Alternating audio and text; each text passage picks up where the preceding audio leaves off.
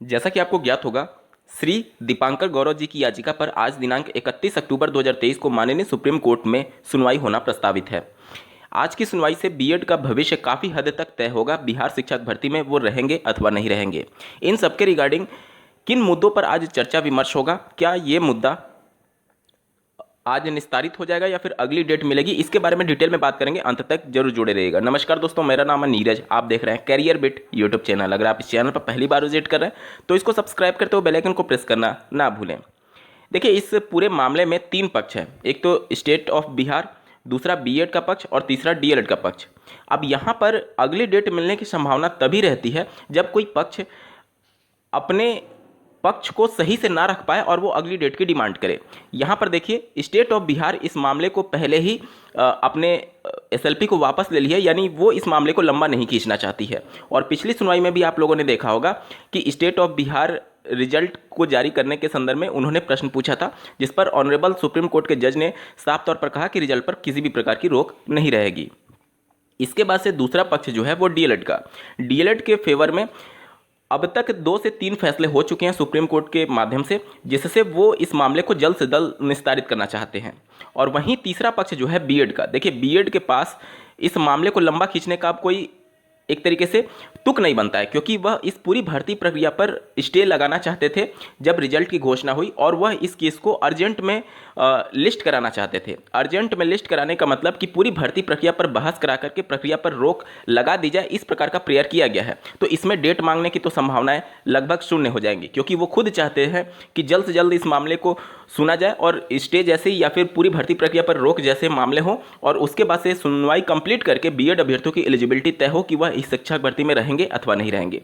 तो डेट मिलने की संभावना इसलिए कम है क्योंकि जितने भी पक्ष हैं इस पूरे मामले में, वो सभी इस पूरे मामले को निस्तारित करने पर लगे होंगे आज की सुनवाई में।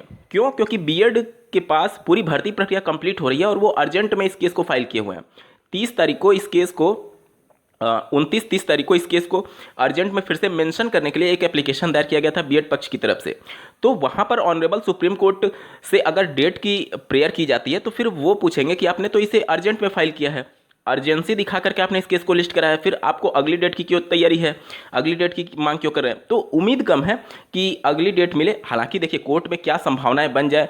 मान लीजिए कोई विपक्ष का एडवोकेट कोई दूसरा अगर तर्क दे रहा है, तो उसके तर्क के जवाब के लिए अगर अगला वकील तैयार नहीं है तो जाहिर सी बात है वह डेट की मांग करेगा ही करेगा। और इस प्रकार के मामले में ऑनरेबल सुप्रीम कोर्ट बिना सभी पक्षों को सुने कोई भी अंतिम रूप से निर्णय नहीं देती है। तो उस कंडीशन में क्या परिस्थिति बन जाए वो अलग मैटर है, लेकिन जहां तक अभी तक स्थितियों का आप अध्ययन करेंगे तो तीनों पक्षकार इस मामले को जरूर चाहेंगे कि ये मामला जल्द से जल्द निस्तारित हो जाए, और बीएड पक्ष भी चाहेगा कि जल्द से जल्द अर्जेंट केस में जिस प्रकार से मेंशन कराया गया उसको आज ही इस मामले को निस्तारित कर दिया जाए। साथ ही आपको यह भी नहीं भूलना है कि ये केस लिस्ट किया गया है ऑनरेबल जस्टिस श्री अनिरुद्ध बोस और ऑनरेबल जस्टिस बेला एम त्रिवेदी जी के बेंच में, जो कि शुरुआत से ही इस मामले को राजस्थान से रीट होते हुए जब ये मामला सुप्रीम कोर्ट में गया था, शुरुआत से ही इनके द्वारा इस मामले को सुना गया है। तो ये सभी चीज़ें जो दलीलें हैं वो ऑलरेडी डिस्कस हो चुकी हैं। तो इन सभी मामलों को कंसीडर आउट किया जाता है या फिर डायरेक्टली फैसला दे दिया जाता है, ये भी देखने वाली बात होगी। क्योंकि जब ऑनरेबल 3 जस्टिस के द्वारा 28 अगस्त को फैसला दिया गया बिहार के परिप्रेक्ष्य में, तो ऑनरेबल जस्टिस अनिरुद्ध बोस जी के द्वारा ही उस मामले को कंक्लूड किया गया था, और उन्होंने 11 अगस्त के फैसले के आलोक में ही भर्ती प्रक्रिया को कंप्लीट करने के आदेश दिए थे। तो ये सभी चीज़ें पहले से ही उनके द्वारा ऑलरेडी कंक्लूड की जा चुकी हैं। तो क्या वो इस मामले को सुनने के लिए तैयार होंगे या फिर डायरेक्टली फैसला सुना देंगे, ये भी देखने वाली बात होगी। इस मामले में बीएड पक्ष की तरफ से कई और आईए दाखिल किए गए हैं, जिसमें साउथ के कुछ स्टेट का जिक्र किया गया है कि वहाँ पर डीएलएड कोर्स चलता ही नहीं है, वहाँ केवल बीएड कोर्स चलता है। तो वहाँ पर कैसे जो आर्टिकल 21A है उसका उल्लंघन कैसे हो रहा है, क्योंकि वहाँ पर डीएलएड नहीं है, सिर्फ और सिर्फ बीएड है। और वहाँ का एजुकेशन सिस्टम जो है वो भारत के अन्य राज्यों के एजुकेशन सिस्टम से काफ़ी बेहतर है। तो इस प्रकार के कुछ आईए लगा करके तर्क दिए गए हैं। साथ ही साथ बात की गई है 18 से 2023 के बीच में जो बीएड कैंडिडेट हैं उनको किस प्रकार से ट्रीट किया जाएगा, क्योंकि उन्होंने उस गजट नोटिफिकेशन को देख करके ही बीएड किया हुआ था।